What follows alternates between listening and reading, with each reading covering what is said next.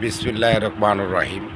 করুণাময় সৃষ্টিকর্তাকে স্মরণ করে আসলে মৌতপথের যাত্রী হয়েও আজকে যে কোনো একটা বিষয় আমি কুমিল্লার জনাব সাবেক তিনবারের মেয়র জনাব মোরলক সাকু সাহেব ও আমাদের প্রাণপ্রিয় নেতা জনাব ফরিদ সাহেবের দৃষ্টি আকর্ষণ আমি করছি যে আসলে আমরা বলতে চাই যে জুলাই আন্দোলনের পরে বিশেষ করে মাননীয় সাবেক মেয়র মহোদয় এবং ফরিদ সাহেব আপনার আদেশ মানতে যেয়ে আমরা কমপক্ষে যারা মেয়র গ্রুপ করতেছি আমরা এই 14 নং ওয়ার্ডে আমরা সবচেয়ে বেশি নির্যাতিত নিপীড়িত আমরা হচ্ছি।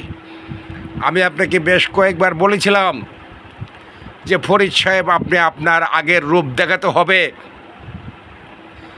আমি যদিও এখন আমার হাসি ধরে, কিন্তু আসলে যদিও হারতে না পারি কিন্তু বিশ্বে গাও গিরগিরায় যে আজকে আমাদের সামনে সব কিছু হয়ে যাবে আর আমরা মেয়র গ্রুপ করি বলে আমরা কোথাও কোনো দাম পাবো না।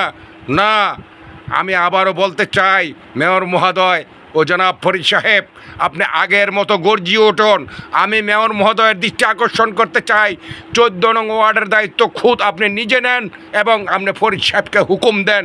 আমরা চুরি পরে থাকতে জানি না, আমরা যোদ্ধাদের সাথে আমরা যুদ্ধ করে বাঁচতে শিখেছি, আমরা যুদ্ধ করে ট্রেডিং দিয়েছি, কিন্তু আমরা অস্ত্র জমা দিয়েছি, আমরা ট্রেডিং হারাই নাই। তাই বলে আমরা সন্ত্রাসীদের কাছে আমরা দমন ধরে থাকবো না। সন্ত্রাসীরা আমাদের নাকের ডগায় ওরা আপনার ব্যবসা করে যাবে। সন্ত্রাসীরা আজকে আপনার চাঁদাবাজি, লুটতরাজ, জায়গা দখল সব কিছু করে যাবে।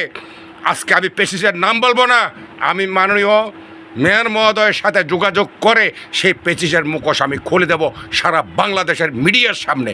আমি ডাইরেক্ট বললাম, আমি গনি খলিফার ছেলে, আমি জামাল চ্যালেঞ্জ দিয়ে বললাম যে আমি ওই সন্ত্রাসীর বিএনপির নামদারি সন্ত্রাসী আমি চ্যালেঞ্জ দিয়ে বললাম যে কমপক্ষে 14 নং ওয়ার্ডে তোমার সমস্ত বিগত দিনের কুকীর্তি যা আছে সমস্ত কিছু আমি মিডিয়ার সামনে প্রকাশ করব। আমি আবারও শেষবারের মতো জনাব মেয়র মহোদয় মোরলক সাকু সাহেব এবং ফরিদ সাহেবের দৃষ্টি আকর্ষণ করে আমি বিদায় নিতে চাচ্ছি। আমি আপনাদের কাছে অনুরোধ করব, আমরা মৃত্যুর আগে আর নির্যাতিত হতে চাই না। আপনারা একটা বার হুকুম দেন, আমরা গর্জিয়ে উঠি, হয় মরব নয় মারব। এতটুকু বলে বিদায় নিচ্ছি। আল্লাহ হাফেজ।